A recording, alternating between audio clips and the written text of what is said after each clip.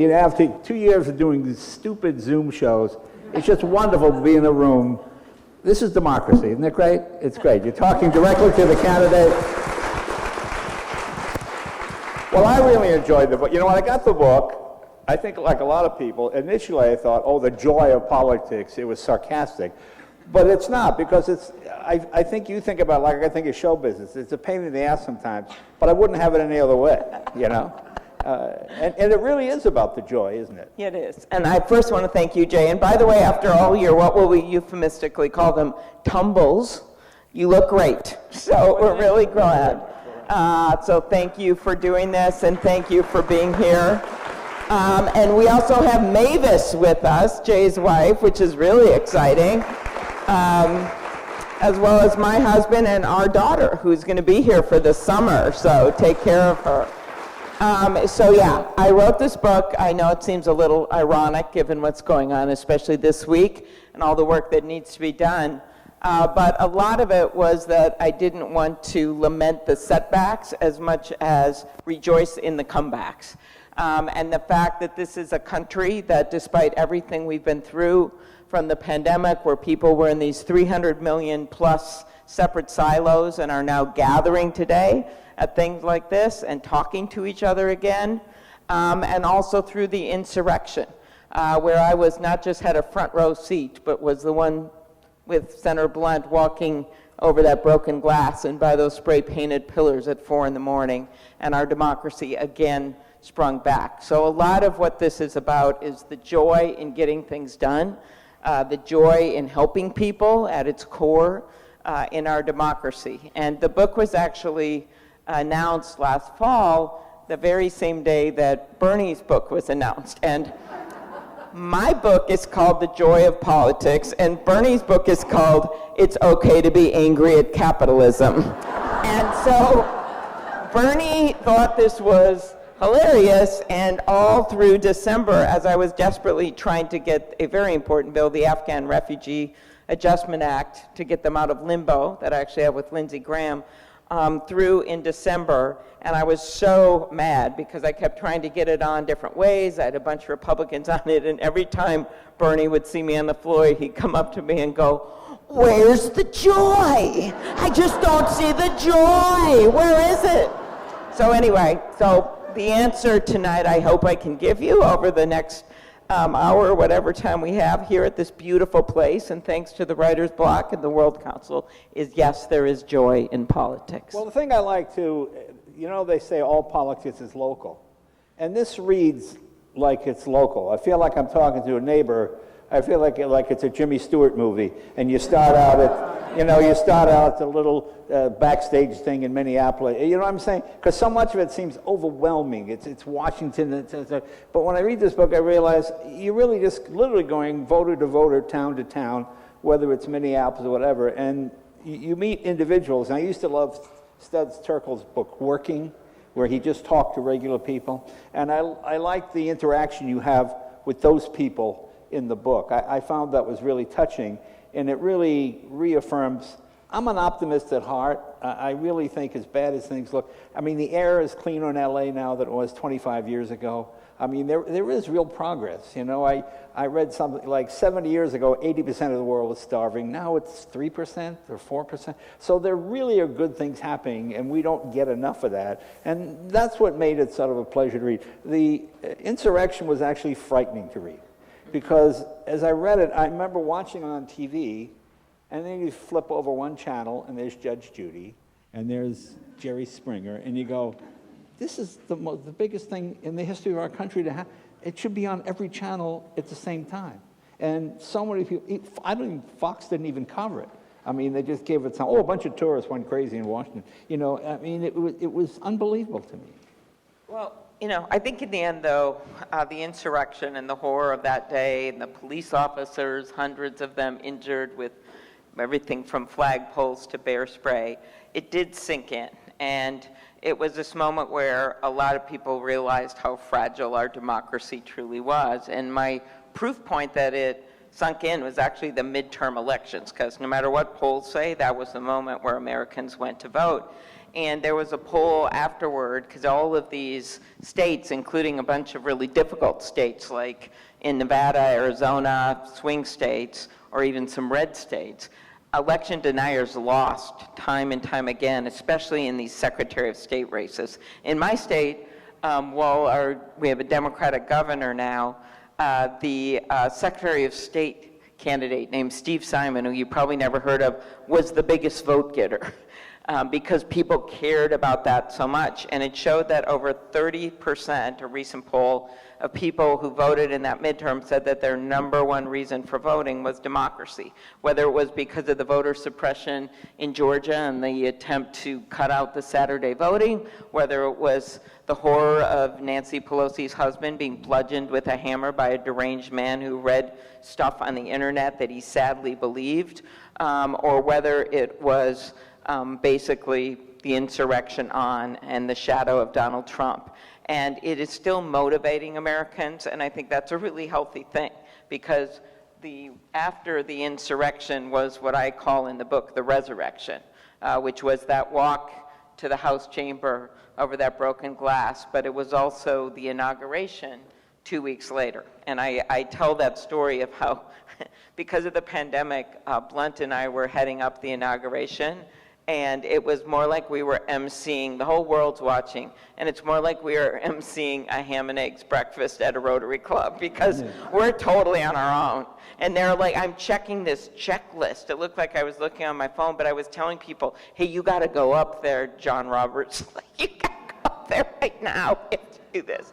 And at one point, they were supposed to have a 21-gun salute, and it said it on my TikTok, and Joe Biden has just been sworn in as president. Then there's supposed to be a 21-gun salute, and then I am supposed to introduce him with the word, it is now my honor to be the first person in the world to introduce the next president of the United States. So I'm standing up there with the president, and nothing's happening. And I look at Joe Biden, and I'm like, there's supposed to be a 21-gun salute, and he goes, I know. And I go, but it's not happening. He goes, I know. And then this voice of God comes on and says, everyone be seated. And then he goes, I think I should sit down. And I go, yeah. And I'm still standing there. So I go over to Blunt and I said, what happened to the 21-gun salute? He said, I don't know. And then this guy comes out. Meanwhile, on TV, they're saying, one station says there must be a security risk going on. Someone actually said that she's paused. Someone else said that they thought there was a commercial break. Someone else thought that the president couldn't speak until a certain time. And finally, this kid comes up and he said, I'm sorry we forgot to tell all of you, but we're not doing the 21-gun salute. So if you thought the pandemic only screwed up your class reunion Zoom calls, it actually happened on the stage at the inauguration. So then I just got up there with a smile and I go, and now it is my honor to be the first person. So that was the pause. So there was a lot that happened between that moment and 2 weeks before. But to me, just Amanda Gorman out there in her beautiful yellow coat with those words that we must find light in the never-ending shade, that was the pinnacle of the whole thing. I heard something, tell me if this is true, that Dan Quayle was the one who convinced Mike Pence that he can't do what Donald Trump said, and he must certify it. And I thought, that kind of, I kind of felt like, that made me feel kind of good. Is that a true? Well, you'd have to ask Mike Pence. You'd have to do this event with him on his book and ask him. I'll pass on that one, thank you. I don't know, but so I don't know if it's true, but I've also read it. Wouldn't surprise me because Mike Pence was talking to, and that was in the news that he talked to him. I assume it's true, because he was talking to experts and people about what the law required. That was the right thing to do, and he basically bucked the president and did the right thing. And that day, honestly, he could have gone. He wouldn't necessarily have had to be there at that moment, and he stayed till the very end. And he read in the fact that Biden and Harris had won that election at 4 in the morning or 3 in the morning when we were all standing up there with Speaker Pelosi. And so he did his duty that day. And so that was how I felt that night. It was like we had to do our duty. And 2 weeks later, we were not going to put that inauguration in a bunker because that is exactly the platform they had invaded. Those windows behind us, when you watch it on TV, they weren't really windows, they were plastic because they'd all been broken. The pillars weren't marble because we had to use white paint because there was so much bad stuff spray painted on the pillars and we couldn't get them off. But we felt, and so did President Biden, that it was so important that we take back that platform and thereby take back our country. Did you fear for your life? No, I was, no. I was really focused on the fact that we, Senator Blunt and I, well, you all saw, if you watched the January 6th committee hearings, there was that room where Speaker Pelosi and Schumer and McConnell, and they were there. Then there was a room of everyone else, which included Cruz and Hawley and all of the Senate. We were all in one room. And Roy Blunt and I were in charge of that room. And so we, And so, I got up on the stage with him early on, and we said, we had both I talked to Chuck, he talked to Mitch, and we said, whatever happens, we are going to go back to that chamber. And we're going to go back there no matter what. It was on TV. The shaman was there. They were invading. It was because we had TVs in this room, this undisclosed location. And I just said, no matter what happens, we're going back. Then we had members that were in other locations, a few of them, and we had to talk them through to let them know it was officers outside the door because they were afraid because they didn't know if it was people faking they were insurrectionists and they were right in these rooms. I had 2 staff members in a closet because they were there to help me with the Rules Committee that were right by the door, and all they had were utensils in their hands. They were so scared. So there were plenty of people that were really scared, but I always felt we had some officers around us, although honestly not enough. And at one point, which I recount in the book, an officer came to me and he had cuts all over his face, and he asked me to go up to the stage and announce that someone had put a Facebook photo up from the room, and that they felt it revealed where the room was, and that we really didn't have enough officers to protect us. We had 80, 90 members of the Senate in that room. And so I literally got up there not knowing who posted it, I still don't, and did one of these kind of mom lectures. And I'm like, do you guys want to have your face look like this? Because this is what's going to happen if they figure out what room this is in. So whoever put that Facebook, this is not a photo line in here. So take it down. And we can't put up Facebook photos or social media pictures of this right now because we're in the middle of an insurrection. And then the final thing that happened was there were members that, after about 6-7 hours, I was afraid they were going to leave. The insurrectionists had pretty much been cleared, but they didn't know if there was any of them hiding in rooms, and obviously they were going to check that out and check for anthrax and all this stuff. So some of them wanted to leave to get food, and I finally gathered some of the staff that was in the room. All the pages were in the room, the police officers, and I said, is it safe now for the officers to go get to the Dirksen cafeteria? And they're like, yeah, it is. And I go, okay, you know those hospital trays in there? They're like, yeah. I go, okay, could you just go in there and steal a bunch of... And I go, we will pay for it somehow, but do you have keys to that Dirksen cafeteria? And they're like, yes, we do, ma'am. I go, okay, I want you to go in there and then just get in that refrigerated case and get out anything you can find. Salad, I don't care what it is. I didn't put this in the book, but I also said, and if you need to break the glass, okay, do that, but don't get any of the glass in the food. So 20 minutes later, they come back, they got all this food, and a rather famous senator, whose name I will not reveal, is eating this huge sandwich and says to me, how did you get this selection? And I said, you do not want to know.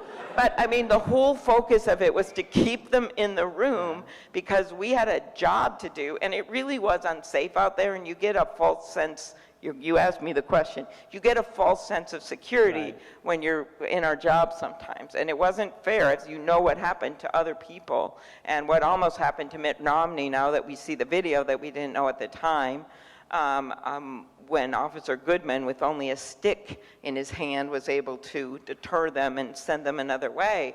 It really was a dangerous situation. So in any case, in the end, we all went back there, and we went back right to that room, And by 4 in the morning, the electoral ballots were counted and the election was certified. Did it feel like history? You know what I'm saying? As you were there? I mean, did it feel like a historic moment, or did it just feel like a crazy time? It felt like a big deal. Sometimes when you do big things in that place, you don't really realize it because you're all worried, have I counted my votes? And, you know, do we have everyone there? And then you get this, and then you move on to the next thing. That moment, after taking that celebratory walk in the morning with the pomp and circumstance and big deal, and then 14 hours later, you're there, everyone knew it was a big deal that day. I'm always amazed that I meet people who don't think it was treason. I mean, it is. I meet people, oh, no, that was just, they went a little crazy. I mean, there used to be a time when we all sort of agreed on certain things, you know, and then this comes along, and how can you have a difference of opinion on this? Well, I think that's one of the reasons I wrote this down, and it's just really one chapter in the book, but that, the pandemic, things that we kind of want to put in our rearview mirror, I think it's really important we not forget, because it allows you to actually understand it. That was a reason for the January 6th hearing. That, obviously, the reasons for the prosecutions, that we are a country of laws, right? In America, the president isn't king, the law is king. And so that's why it was important to recount it, why these prosecutions are going on, why all of this has happened. Now, it doesn't mean that you don't just spend your life only looking backwards, but to be able to go forward, I think you have to understand it. And it's the same with the pandemic, because I recount just the whole horror and my husband getting so sick and ending up in the hospital for a week on oxygen, and then we later find out that it wasn't enough just to wipe off all the surfaces, that some people, including Donald Trump, actually knew you could just get it from the air, and we didn't know that at the time. And then from there, the loneliness and the frontline workers that got hit first, and the medical workers that got hit first, and the fact that we have people now not wanting to go in that profession, and how we can fix that, and how we can make it better the next time. Those are all lessons we learned. Our governor actually had said to me, because he, like other governors, including your governor here, Governor Newsom, had to manage us through that time.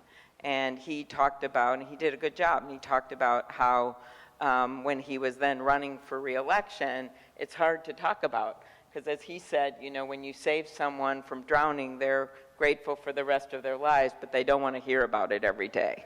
And I think that's the importance. This book isn't just about one of these things or the insurrection. It's just about what we all have been through. What I've been through was not that different to what this whole room was through. The loneliness of being apart, the missed weddings, the missed funerals, the missed graduations, what happened to young kids during this time that couldn't go to school. You have to learn from that and understand it to get through it. Now, you couldn't visit your husband, right? Even when... No, and well, back at the beginning, this was way pre-vaccine, right?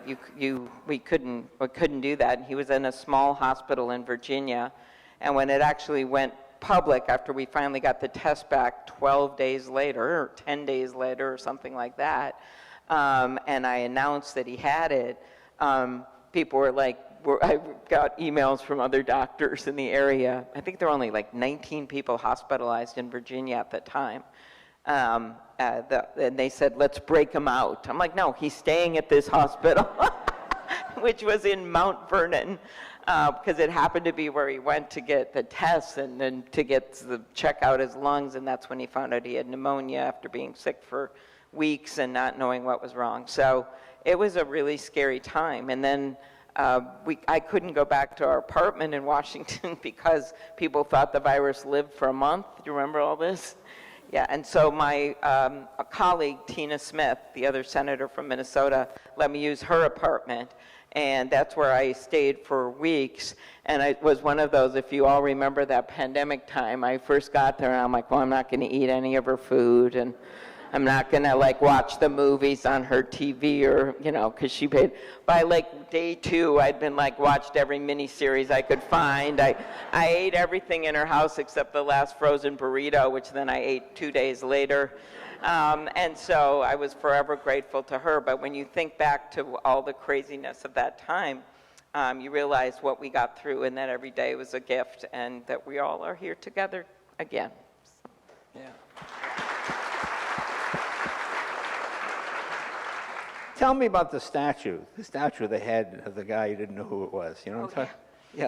Yeah. That's actually, so Roy Blunt, conservative Republican senator from Missouri, we got to be very close friends. We did a lot of work together outside of the inauguration, including changing the sexual harassment rules in the Senate, which were really outdated, and passing just recently with our colleagues the Electoral Count Act to finally reform that. And he always tells a story of how he had in his office this statue, and it's this guy called the Unknown Cleric. It's just a bust, a head, and it's clearly was someone religious because he had the cleric's collar.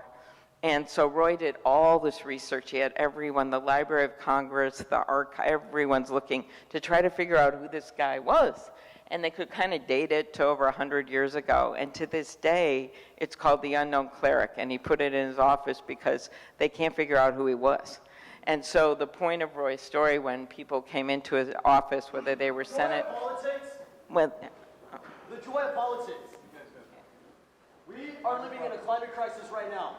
And you have passed policies that will allow the suffering of indigenous... Please welcome the comedy improv players, ladies and gentlemen. Thank you, guys. Thank you, guys. Good job, guys. Thank you. There you go. Sexually harassed by line 3 pipeline workers. What are you doing to protect them? You say that you are a champion for women's rights. Be a champion for us. People are being sexually assaulted and harassed, and you continue to protect a $77 billion corporation. You continue to protect a pipeline and workers that are killing our people. This is a climate emergency. Protect us. Protect women. You know, the sad thing is, they have a point, but nobody's going to hear it because of the yelling and the screaming. If they said it in a responsible way, anybody know what they said? No. Nobody's a murderer. Okay. I mean, that's what's sort of sad about this. And hopefully we'll talk about climate change in a little bit. Okay. So anyway, to finish the story, when Senator Blunt was told the story, and he said, he would say, the story of this cleric is that years later, this guy was so famous that they made a statue about him, but now no one even knows who he is. So what matters is not who you are, what matters is what you did, because everyone's going to forget who you are, but they're going to remember what you did. And when it comes to the issue they just raised on climate, with a 50-50 Senate, with against all odds, we actually last year, as you all know, with the Inflation Reduction Act, made the biggest investment in climate and finally doing something about it that we've done in the history of this nation. Something I really enjoyed about the book was how often you went across the aisle, because for those of us on the outside, it looks like you've just got Republicans and Democrats, and they just hate each other, and the vitriol, and just attacking each other. And to see how you and, you know, I used to write jokes. I wrote jokes for Bush, I wrote jokes for McCain, I wrote jokes for Obama. They were all decent men, okay? Whether you agree, you know, but they were all decent men. And when I see in the book how often that happens, that people who would not publicly agree with you sit down and you just, I mean, that kind of gives you hope. That makes you think, okay, maybe this whole thing can work out. Exactly. So that is one of the things that I have tried to do, and there are a lot of difficult people in politics. I think you know that, which we're seeing right now, where my hope is that they go back to the negotiating table. I truly believe we cannot hold this country hostage with the debt ceiling, and that we cannot default on America and start our, right as we're coming out of this pandemic, is really, really disturbing. But what I have found is when you look for common ground, and one of the ways I've found that common ground is by the women in the Senate. We've worked together really, really well with people like Susan Collins, Lisa Murkowski. We have done so much together. Or maybe it's geographic, and it's people that you know because of where you are. Senator Thune and I worked together on taking on the international shipping conglomerates to bring down the prices that they were overcharging for our manufacturers and farmers, and you can find that common ground and get things done.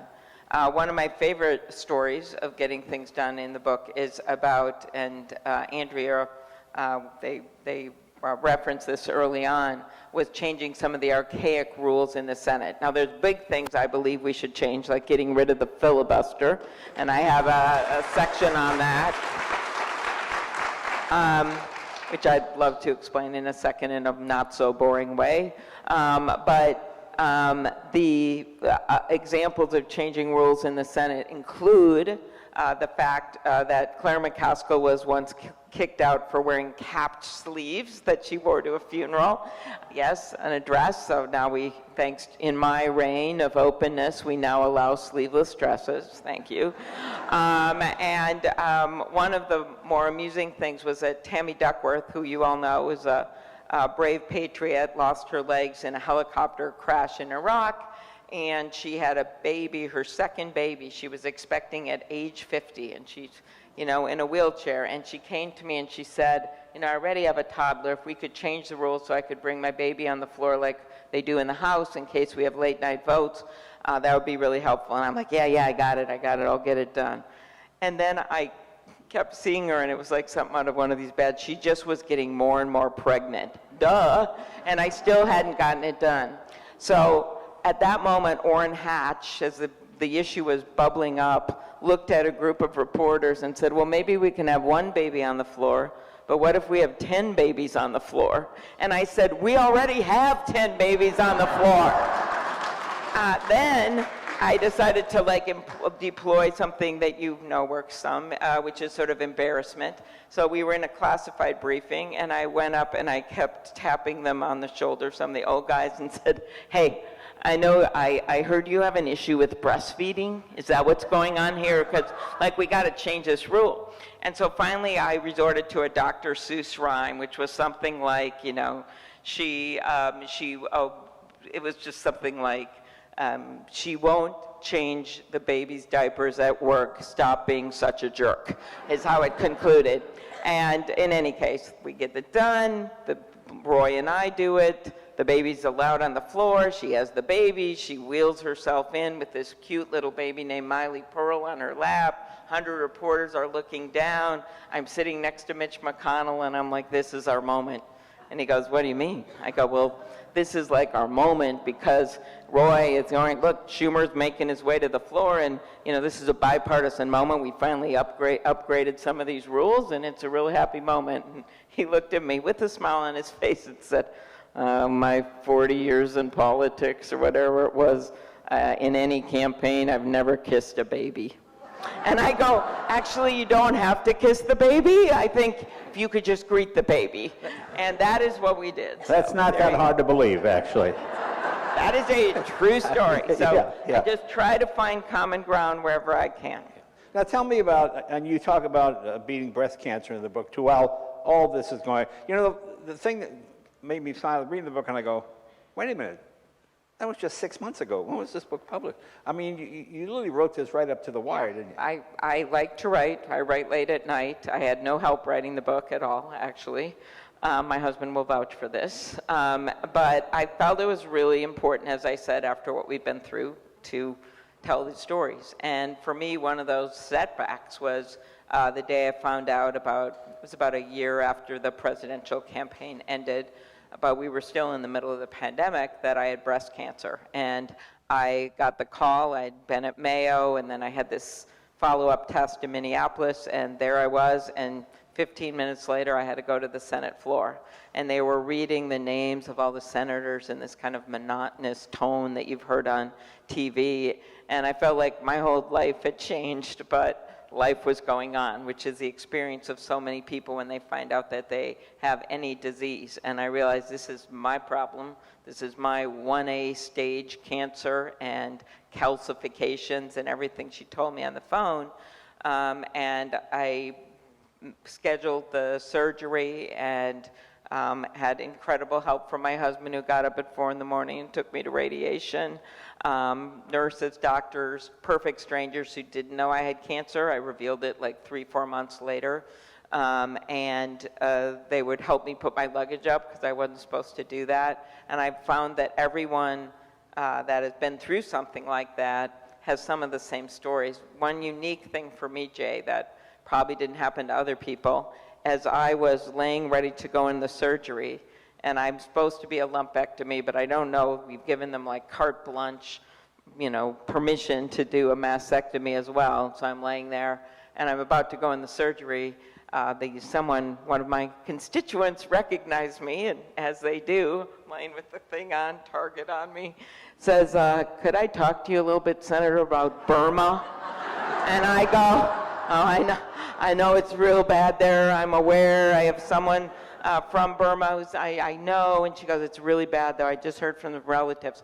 15 minutes later, I'm like, okay. And I said, well, they've taken my cell phone, so I can't call anyone, but I'm going to remember. And so as they're putting me under, like you're supposed to be all zen-like and like counting sheep, I'm literally saying to myself, don't forget Burma. Don't forget Burma. Don't forget Burma. I wake up, John is my witness to this. I look at him, and I feel sick from the anesthesia, and I go, was it a lumpectomy? And he goes, yes. And I go, good. And I go, could you get me my phone? I have to call the staff about Burma.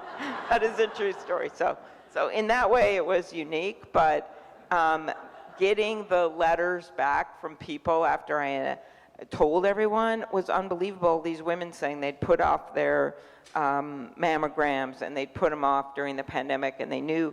And then I got letters saying, including one from a woman named Melissa, who said, I put it off, and then I found out I had cancer, and now I'm getting treatment. And I found her, and I called her, and she is 100% good a year later. So those kinds of stories make it all worth it. And the book, Don't Forget Burma, comes out August 22nd. That will be the next book. No, I mean, those are the stories that really make it fascinating and make it fun. Do you get a lot of? I know you with Bono at the end of the book here. I was talking about Bono. Yeah, he's quite political. Nothing funny to me, because Washington wants to be Hollywood, and Hollywood wants to be Washington. Yeah. And whatever we Hollywood, have the White House Correspondents' Dinner, which you've done before. Oh, and yeah. They call it, the nerd prom. Nerd right? prom, Like we try to be like Hollywood, but we really aren't. Yeah, Yes. it really is. And whenever you do a joke on the other side, ooh, they're all frightened of their own shadows at that thing. It's very funny. It's very funny. What else do we have? Let's see. I end with Bono, though, because he had one of the first events I went to where everyone kind of got dressed up and actually had a place to go. The pandemic was the Fulbright Scholars event, and Bono was the speaker. So it was like all the more memorable. And you should really watch the speech. It was just like 20 minutes long, but it was unbelievable. He talked about being a fanboy of America growing up in Dublin, and that all of it to him was the tune of Dylan and the Supremes, and he went through all these different musicians that he loved, and that in the end, he said that America was a song that was not yet written, that he would always think that maybe we didn't always do the right thing, but we had ideals, and that we all danced to this tune that's not yet done. And I think it is a way to think about things when you feel really down about something that's happening in our politics or democracy, to remember that our song is not yet done, and that we're the ones that are going to steer the way we go in the future. Yeah, I agree. If you're feeling down, talk to an immigrant. Yeah. Talk to people from India. Why did you come here? Oh my God, they're so appreciative. You realize we're just spoiled. Hey, the cell phone's not working. People just mad about everything now. The one thing about, for that brief moment when Ukraine happened, the whole country kind of came together to support these people.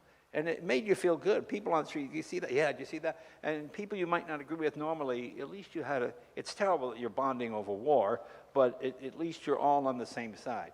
It would be wonderful to just get America all on the same side. When I meet people who don't agree with January 6th, I don't know what planet they're from. It totally boggles my mind that you could not see this, not since 1812. That was the last time this happened.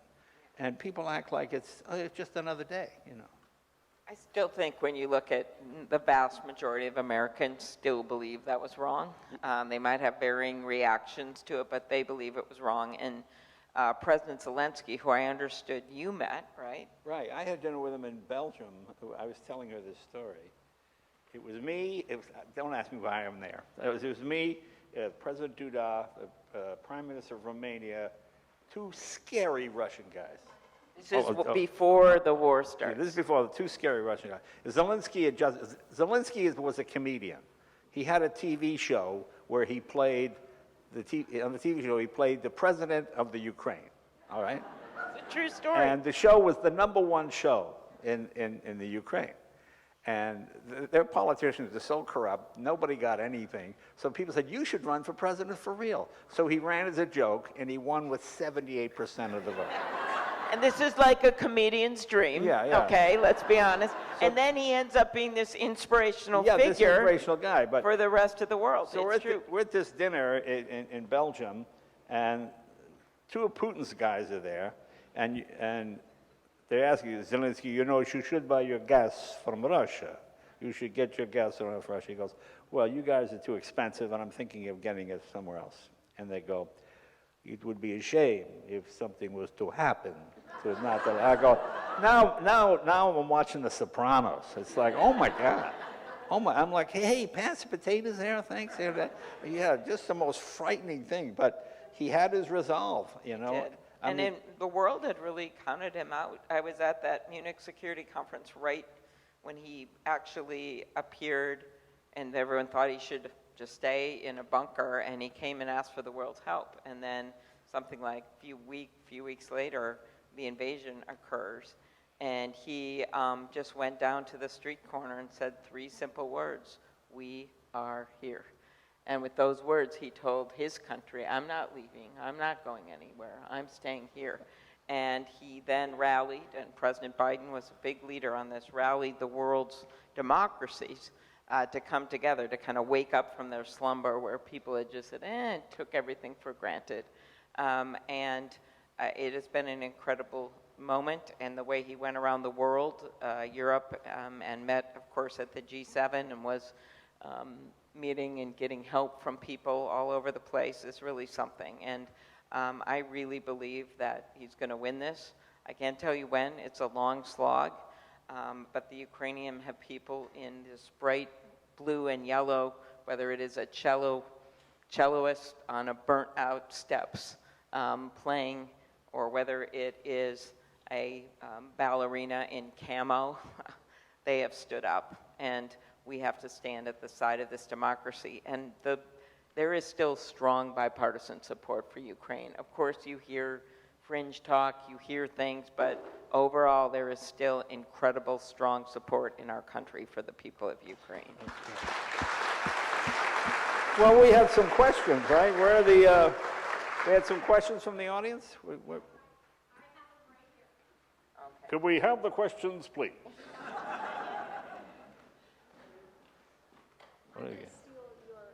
Okay. I'd give you my iPad, but it would go off, and okay, we've got so many, so we're going to start with this. Your account of the insurrection in your book is terrific. January 6th was the most chilling threat to American democracy. The great historian Timothy Snyder has said that people must be willing to lay down in front of tanks, must be willing to be arrested to protect their democracy, as we see in Ukraine. Do you think that Americans realize how fragile our democracy is, and how willing are Americans to fight for that democracy? So what Winston Churchill once said, that Americans will always do the wrong thing until they do the right thing. That's kind of my paraphrasing. I do think time and time again people have stood up, and it's never exactly how we want it, and it never happens right away, but for some reason this country has shown that backbone, and that's what people have shown with helping Ukraine. That's what after January 6th, and it wasn't just Joe Biden standing on that stage alone. George Bush was there, and Dan Quayle was there, and Mike Pence was there, and the leaders of the Republican Party were there, along with the Democrats. And that's why that moment when Amanda Gorman stood up there and talked about that light from the unending shade was so important, because that's how we pass on the torch. So I've talked a lot about this today, so I'm not going to go on about it, but I do think there is a realization. In fact, people were shocked. Many people who had taken it for granted stopped taking it for granted. I will try to add a bit to that, which is on the voter suppression. You know, I was maybe a little too Pollyanna that day, because I thought, you know, this is the moment where our country shakes itself off and moves forward, as we always do, one country under God, indivisible, with liberty and justice for all. But in fact, literally weeks later, they started introducing voter suppression laws. And in the end, dozens and dozens of states passed them. And then that led to, of course, their difficulty in voting continues. I led the Freedom to Vote Act, which had every single Democrat, including Joe Manchin, signing on the dotted line. We all united on that bill. Unfortunately, we couldn't get it past the filibuster. But that bill still served a purpose, because it actually, state legislatures were able to take some of those measures, put them into law, including my own state of Minnesota, which has the highest voter turnout. I'm sorry, California. Almost every single election. We also showed that 48, now 49, with Fetterman's election, Democrats in the Senate are willing to make exceptions to the filibuster, which I think we're going to need if you want to codify Roe v. Wade into law. Instead of living in the 1200s or Lindsey Graham's world of the Comstock Act, which I note was passed. This is the one that says he's claiming that it means that you can't mail mifepristone, because the Comstock Act, which was passed in 1873, which I note for the purposes of Hollywood is exactly 10 years before the prequel to Yellowstone of 1883, somehow bans us from putting these things into law. The only way I believe we're going to be able to do this in any real way, if we take back the House, which we could easily do, is to make an exception to the filibuster.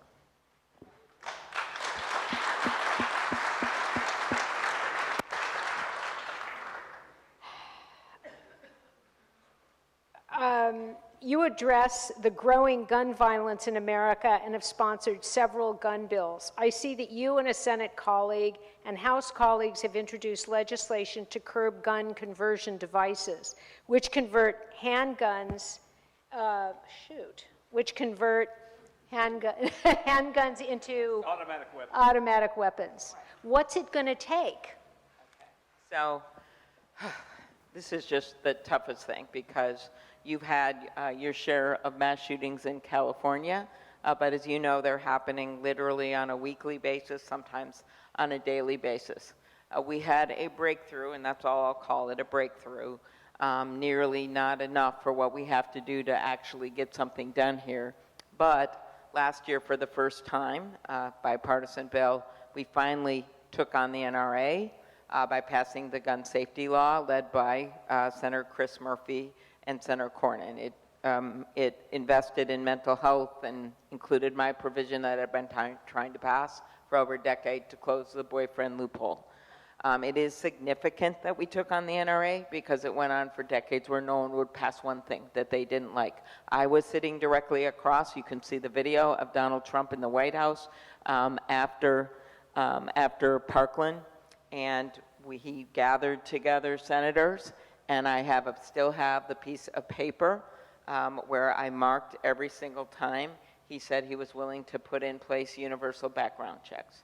And it was something like 9 times that he said it, and the next day he met with the NRA and he folded. That is what sort of is a metaphor for what has happened throughout any kind of mass shooting. So the difference this time with Uvalde, with that little kids in that class getting shot down, and then on top of that, Buffalo, where, you know, a dad goes to get his kid a birthday cake and never comes back again, that seemed to at least propel that first bill. To really do this, we have to ban the purchase of assault weapons. We have to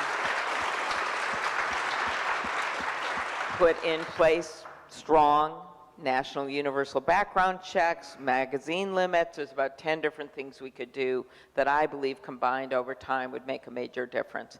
And not that you need to hear this, but a most chilling thing I've seen after meeting with the Sandy Hook parents, everything, was a text group. I was in Nashville a week after that shooting in that school. And I'm a big fan, this is a book group, so, of Ann Patchett. And I went to her bookstore because I wanted to meet her, and I arranged to meet her. And so I was just there after going to the school, by the way. I went to meet her. And I was just standing there in the aisle talking to her, looking at books. And all of a sudden this mom walks by, and she grabs me, and she knows who I am, and she starts sobbing. Her daughter was one of the third graders in that class. Her daughter watched her two best friends, she had a picture of the three of them, get gunned down and killed. And she was looking for books, and Ann Patchett was helping her to find books because her daughter couldn't sleep. And Ann Patchett was going to have the class in to the bookstore, and we all talked for like an hour. And at the end, she showed us her phone. And on her phone was this text group of moms that had started the morning of the shooting planning a jazz fest. You can just imagine this happening at the school. And all of a sudden, one mom, the mom of Evie, who ends up being killed, writes, it says there's a live shooting at the school. And the other mom's right, that just can't be right. It's just the internet, it's not right. And then all of a sudden one of the moms said, but I hear the sirens, I hear the sirens. And this goes on for hours. And then the next thing you know, they're at a fire hall or someplace. And then you see the kids' names. We found Haley, hallelujah. We found this, hallelujah. And it goes on. And the very last text is, we lost Evie. And when you see all those moms just in this text group, and you think about how people just start their day going to a 4th of July parade in Highland Park, Illinois, or going to a grocery store to buy that birthday cake, and how just like that, their life changes forever. The thought that we aren't brave enough to do what that mom did when she approached me, a conservative Christian, and said, I finally want to do something about this, or what the Sandy Hook parents are still doing, and actually advocating for laws that they believe, like universal background checks, would save the most kids, but wouldn't have saved their babies because of that unique situation. They have that courage, and yet Washington doesn't have the courage to do this, just to take on this interest group. So what I see happening now is a change in the politics. I do. I know we always say that, but things change. Things change. Who would have thought all those people in Kansas, 500,000 of them would have shown up in the middle of the prairie and voted down, basically enacting the ban on abortion in their own state. But they did it. They did it. Didn't we used to have... So that's why change happens, but not if you give up. Change doesn't happen if you just say everything's horrible and I don't have any joy in doing this. See, getting back to my book. Things happen when you actually believe that democracy can work. And we used to have these laws. We used to have a ban on... I remember when I was 13 when Kennedy was assassinated, and my dad sent $10 to Officer Tibbet. He was the policeman who got shot in the theater. And my dad said, and $10 in 1963 was probably like $100 now, but it was, my dad thought that was, something to do to put an end to the, and since then, not a lot of, for a while, assault rifles were banned, and then the whole thing just turned around. Right, actually, yeah, your Senator Feinstein, led that effort to ban assault weapons. And one argument of why it would be even more important than ever is that when you look at Uvalde, Texas, and you look at Buffalo, both cases were 18-year-olds who waited till they turned 18 and bought the assault weapons off the internet. They weren't off at gun shows. Of course, we should close the gun show loophole, but they just waited. And maybe when they were 25, they wouldn't have done it, who knows. But they waited till they were 18. So if you haven't ever seen just follow the breadcrumbs to why we should put the assault weapon ban in place, it's that. 2 18-year-olds buy them when they turn 18, and they're just waiting because they keep looking at the ads on the internet, some of which were targeting people in their age group. So is there any hope for getting, I know there's always hope because, you know, it's you are so optimistic, but is there, Am I optimistic all the time? Husband and is daughter? there, No, is not there all the time. hope for Please any? don't. No. I mean, even with Cornyn and even with Right. some of the, and with Chris No. Murphy. Well, I just, you know. again, the public changes, and eventually the elected officials change. That's Okay. what happens. And that's what you're seeing right now on the Dobbs decision and Roe v. Wade. And I wish I could just snap a finger and make it happen. Yeah, but why can't you? We're counting on you too. It changes over time when people get elected and they show up and vote, like the organizing you're seeing in Tennessee right now, actually. They have the lowest voter turnout in the country, so they have so much they can gain. I actually have one for Jay, if that's all right. Oh, that's cool. Please. If you were still hosting The Tonight Show, how do you think the current state of politics would affect or change aspects of your show? Well, the difference is now, you know, we used to make fun of both sides. I know I was doing my job. Well, Mr. Leno, you and your Republican friends. Well, I hope you and your Democratic buddies. And you get a hate letter from both sides the same week. That's great. That's what you're looking for. You know, now for some reason you've got to give your opinion on every issue. And I used to do a lot of politics in my act when I'm in Vegas. I don't do it anymore because the crowd just turns ugly. They wait until they want to hear the name. You know, Trump said, okay, and if it's against Trump, they wait to see where the joke goes before they react to it. So I just took it out. You're not doing pure comedy now. You're doing opinion, you know. It's like news. There really is no news anymore. It's all just opinion. And when you watch Fox, it's not news. It's just opinion. And so that's why I just stopped doing it, because people are just irrational as far as that goes. But that makes any sense. I mean, when we put the Second Amendment ahead of second graders, there's probably something wrong there. It's like a catchy phrase. I thought I'd throw that out there. Okay, back to you, Senator. What is the strangest or oddest relationship you have with someone on the other side of the aisle when getting legislation done? Don't ask a politician that. Okay, a few examples. I'm not going to go with like Rob Portman, people you might expect. Mike Lee and I chair the antitrust subcommittee. Now that's exciting. Actually, my last book was on antitrust, and which I, by the way, noted that Pete Buttigieg, who I just talked to this week, his and my rivalry sometimes gets blown out of proportion.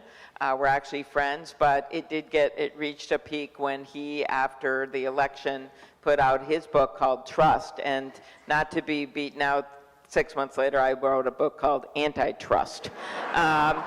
And so anyway, Mike Lee and I, we have that committee together, and we have actually worked together. We passed a major bill at the end of last year, which actually put some funding into our antitrust agencies. But probably the best example of a relationship that kind of goes beyond work is that when the Taylor Swift debacle happened with Ticketmaster, and I really want to do a hearing, and it works best if we both want to do a hearing, because then we don't have witnesses that are opposed, that we have a little more uniting how we want to handle a hearing. And I was going to call him, and all of a sudden he sent me a text, and it was from his daughter directly, and he gave me permission to read it at the hearing. And it basically says, "Dad," she's a big Taylor Swift fan, "this is really bad.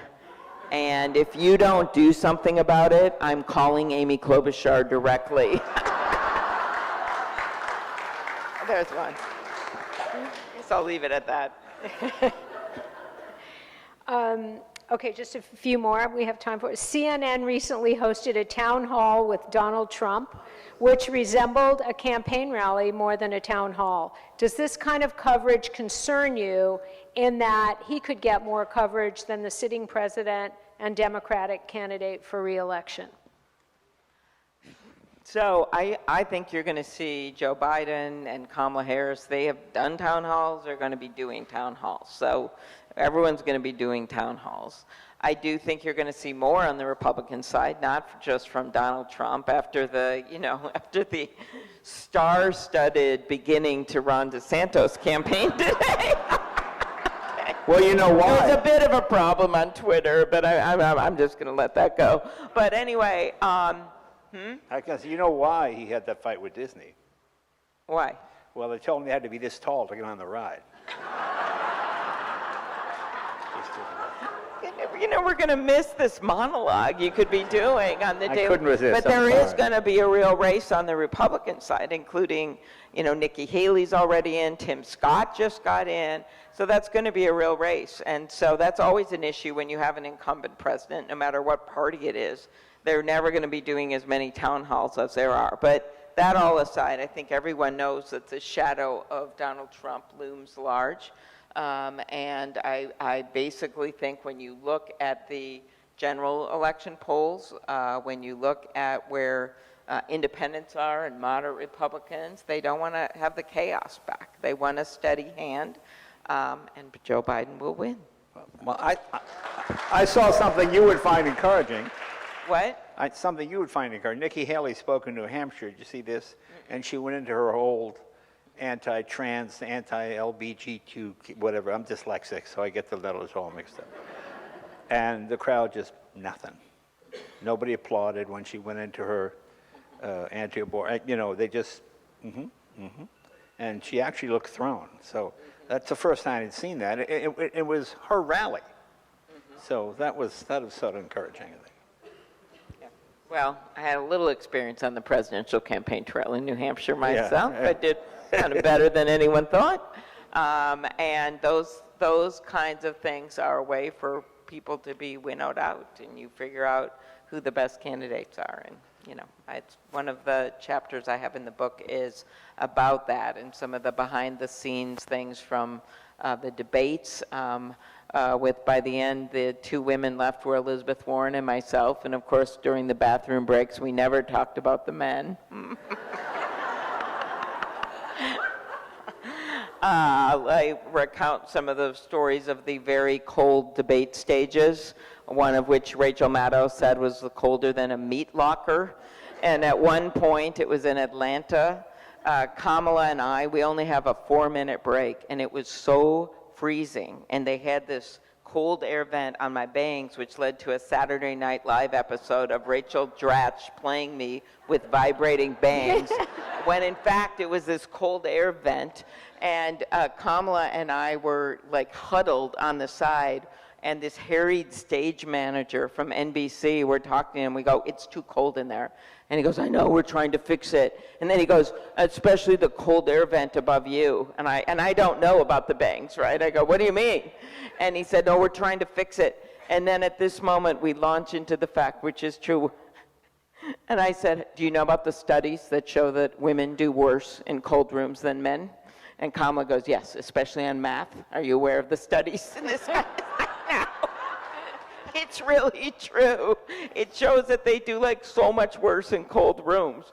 So we were desperately trying to get the heat up, and well, we weren't that successful, I don't think, in the end. But anyway, there's a lot of stories about candidates actually looking out for each other that I don't think people quite expect when they think about presidential politics, having nothing to do with the Republican field right now, but it was just my own experience when we ran back in 2020. Can I tell you my favorite political thing? Yes. Guy goes to speak. He's a small elected official. He goes to the Cal. Gotta put it up. He goes to the Cal Palace in San Francisco. 20,000 people. Everybody gets up to talk. 9 o'clock, the president goes on. Senators get later. Finally, it's 1 o'clock in the morning. He's not up yet. Finally, it's 2 o'clock. He looks around. There's one guy sitting behind him. And he goes, "That's the only guy left?"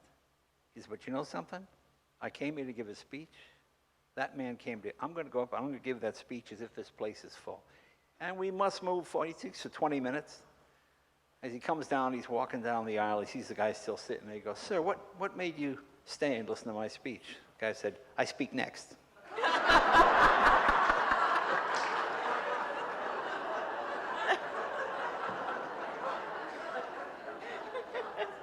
Yeah, that's what it's like sometimes, yes. I think, okay, there are two more questions. if a person is interested in getting involved in politics and one day running for office, where would they start and how important are personal connections? It's really much easier than people think to get involved in campaigns because we really need help. And I think people sometimes think the only path is to do a presidential race. That's just not true. Sometimes it's really fun to do a city council race, to do a school board race, to help someone out. The first races that I did, first I did a city council race in St. Louis Park, Minnesota. I was working at a law firm, so I was the volunteer campaign manager. I learned how to do the lawn signs, everything. I got my guy elected, and a year later he moved to Florida and just left the office. So it's really like very exciting, okay? Then the next one was a state rep who was an incumbent running again, and she was going to win, but she was hilarious. She would call me, remember this, Gloria, at 6 in the morning, and she would go, "We've got to knock my opponent's street again." She loved bothering her opponent by getting lawn signs around his house at the neighbors, okay? These are not exactly dirty tricks, but but then from there, I just got to work on a lot of different campaigns, and I was like the party chair of a little unit of the and the suburbs of the Twin Cities, and I just think that actually led to this journey that I went on, is that I actually liked meeting the people. And even if, as long as you're united on some cause or there's something you want to get done, you know, whether it's a park or whether it is changing someone who's on your school board, or whether it's something really, really big you want to do on climate change or immigration, getting involved and helping those candidates is kind of an extraordinary experience. So I think Nad's my daughter, who went through kind of some of the most interesting campaigns ever as a kid. I actually have a story at the intro of this book about how difficult it is to be family members of candidates, which maybe some of you have seen before. And I recount the story of how when she was a little kid, she came home from school. She was like in middle school. And she said to me, "Mom, have you heard the words helicopter mom?" And I'm like, yeah. And I explained what it means. And she goes, "Yeah, Mom, there's a lot of helicopter moms at my school, but then there's you." And I go, "Yeah? Am I a helicopter mom?" She goes, "Mom, no, I decided you're a submarine mom." This is a true story. I go, "Well, what does that mean?" She goes, "Well, you lurk beneath the surface and come up unexpectedly." Okay, so, which I think she turned out pretty well. So, okay, so fast forward now, she's in college, and I'm on the forum, kind of like this, but with not someone nearly as charming or famous as Jay Leno. And I'm on this forum, and I tell the story. It's something like on women in politics. Well, then this reporter, there's reporters are there, reports on it, uses her actual name, which I hadn't used, and it starts trending on Twitter.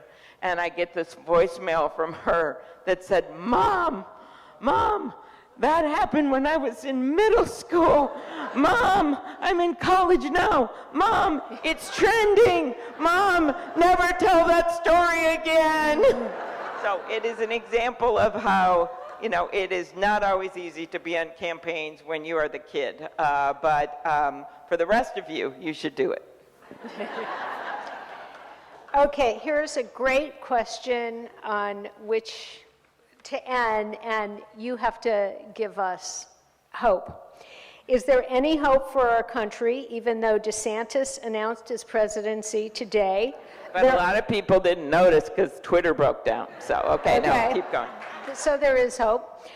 There are mass shootings every day. Women have no rights over their own bodies, and we're about to go into economic collapse because Republicans are holding us hostage with the debt. Do you want to go first, Jay? Well, you know something? It's still not as bad as World War II. I mean, people remember, in 1939, Madison Square Garden was sold out with Nazi supporters. The whole place, Heil Hitler, there were Nazis all over New York. I mean, it was a huge deal. And that was far worse. You know, World War II, when people had victory gardens, you couldn't buy food, you couldn't get rubber for tires, you couldn't do a lot of things. So, I mean, what we have now is guns and butter. We got war, and yet our lives go on. We're not as horribly affected by these things, luckily, but there's a cynicism now that I find really, you know, something. I watch Blue Bloods just to see honest cops on TV.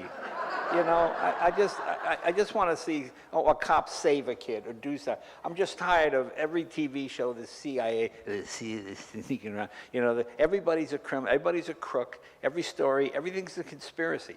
You know, and it's a mindset we've got to stop. You know, people do great things every day. You know, I was in Kandahar. I was in all around Afghanistan visiting soldiers.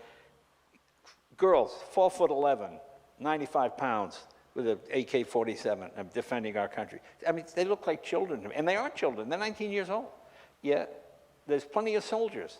They're willing to fight. You know, they talk about the greatest generation, and it was the greatest generation. But we've had plenty. Every generation that fights is a great generation. Any generation that steps forward and puts a life on the line for the American way of life. And a lot of them are immigrants, names Lopez and whatever, and they're.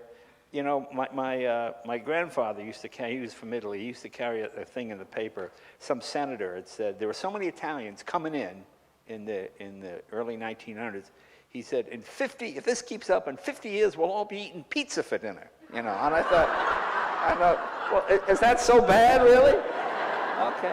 Okay, now we're eating burritos, so what? It doesn't make any difference. It just changes, the food changes, but the attitude doesn't. That American spirit that comes from immigration.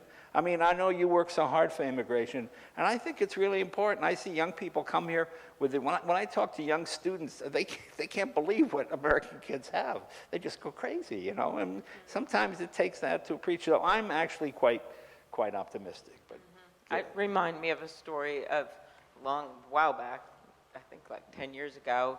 It was a story of a family, and they were in a restaurant in Minnesota. I think they were Somali, and a guy walks by and says, "You four go home.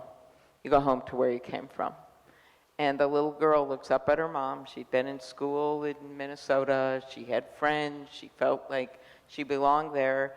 And she looked at her mom and said, "Mom, we just got here. I don't want to go home and eat." And you realize in that moment, as horrible as that story was, that little girl only knows one home, and that home is our country. That home is America. She didn't even understand what he was talking about. So as bad as that story is, it's what Jay's talking about the good side too. And that we have built this incredible place called America, and it's on us to keep it going, including through whatever's happening this week in Washington, and just pushing and pushing to get through this, because no, we cannot default. And it includes passing a bunch of the legislation that we have passed, because people have decided there's something in my friend John McCain's words, which were the last words that he showed to me when John and I visited him and Cindy in their ranch when he was dying, and he picked up one of his books because he couldn't speak anymore, and the words that he showed me said, "There's nothing in life more liberating than fighting for a cause larger than yourself." That's what this country's about. So thank you. Thank you, Jay.